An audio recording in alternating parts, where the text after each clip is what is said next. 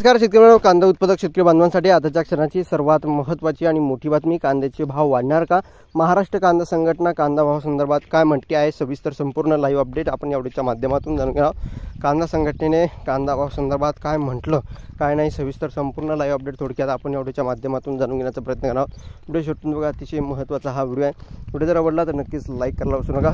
तत्पूर्वी चॅनलवरती नवीन असाल तर महा हवामान आपल्या यूट्यूब चॅनलला सबस्क्राईब करून जवळचा बेल आयकॉन म्हणजे घंटा असू नका, जेणेकरून माझ्याकडे नोटिफिकेशन तुमच्यापर्यंत सर्वात अगोदर पोहोच असते।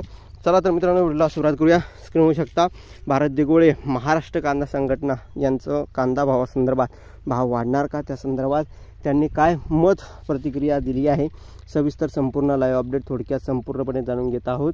स्क्रीनवर जसे की तुम्ही या ठिकाणी अत्यंत महत्त्वाची घडामोड महत्त्वाची बातमी आली असल्याकारणाने तुम्ही या ठिकाणी बघू शकता महत्त्वाची अपडेट आहे। स्क्रीनवर जसे की बघू शकता कांद्याचे भाव वाढणार का त्या संदर्भातील महत्त्वाची post Facebook post Bharat Digole यांनी केली आहे। जसे की तुम्ही या ठिकाणी स्क्रीन शकता भारत दिगोळे या ठिकाणी बघितलं महाराष्ट्र कांदा संघटना अध्यक्ष यांचं म्हणणं आहे की यावर्षी सुवर्ण संधी आहे। कांदा बाजारभाव टिकून राहतील आणि वाढतीलही। सरकार काही त्रास देईल याची भीती मनात बाळगण्यापेक्षा आपण महाराष्ट्रातील सर्व कांदा उत्पादक शेतकरी सरकारला कांदा विरोधी निर्णय घेण्यास भाग पाडण्यास पुरवू या भावनेने कांदा शेती करणे गरजेचे आहे। टप्प्याटप्प्याने कांदा विक्री सुरू ठेवावी। महाराष्ट्र राज्य कांदा उत्पादक शेतकरी संघटना यांनी यांची मत प्रतिक्रिया मांडली आहे। महाराष्ट्रभर कांदा उत्पादक शेतकरी बांधवांपर्यंत हा व्हिडिओ शेअर करा। व्हॉट्सअप फेसबुक सोशल मीडियाच्या माध्यमातून नक्कीच व्हिडिओ शेअर करून घ्या। ताज्या आणि महत्त्वाच्या घडामोडी आपण वारंवार घेऊन येत असतो, तशीच ही महत्त्वाची घडामोड महत्त्वाची अपडेट आहे। कांदा उत्पादकांच्या विश्वासाचे संपादन आव्हान आता तरी पेलणार का? कांदा उत्पादक शेतकरी बांधवांनी जे काही नेते मंडळी होते जे विद्यमान खासदार होते भाजपचे त्यांना कांदा पट्ट्यातून हुसकावून लावलं, म्हणजे खऱ्या अर्थानं पाडलं एकमताने।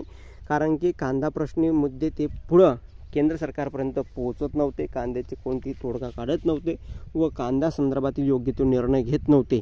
त्यासाठी भाजप सरकारवर खासदारावर मोदी सरकारवर कांदा पट्ट्यातील शेतकऱ्यांचा रोष होता आणि या ठिकाणी निर्यात बंदी या सरकारने केल्यामुळे अगदी मोठ्या प्रमाणात रोष असल्याकारणाने कांदा भाव पाडल्यामुळे या ठिकाणी या सरकारतील या ठिकाणी जे काही नेते मंडळ आहे त्यांना पाडण्याचं काम कांदा पट्ट्यातील शेतकरी बांधवांनी केले आहे। आणि नाशिक जिल्हा दिंडोरी लोकसभा त्यानंतर नाशिक लोकसभा त्यानंतर धुळे लोकसभा त्यानंतर या ठिकाणी नगर लोकसभा अहमदनगर या लोकसभेमध्ये सुद्धा मोठ्या प्रमाणात पडझड खासदारांची झालेली आहे। आणि या ठिकाणी महाविकास आघाडीचे जे काही नेते आलेले आहेत त्या ठिकाणी आता ते काय या ठिकाणी नवीन निर्णय योग्य तो निर्णय कांदा उत्पादक शेतकरी बांधवांसाठी घेता का, कांदा निर्यात बंदी उठवत का, कांद्याचे भाव वाढवू देता का त्या संदर्भात बघण्याजोगं असणार आहे। कारण की जे काही पूर्वीचे नेते होते ते या ठिकाणी कांद्याचे भाव वाढू देतच नव्हते, परंतु या ठिकाणी भाव कमी करण्यासाठी पुढं उलट या ठिकाणी इकडं चांगलं उत्पादन असं सांगून या ठिकाणी कांद्याचे भाव केंद्र सरकार पाठवतो। धन्यवाद।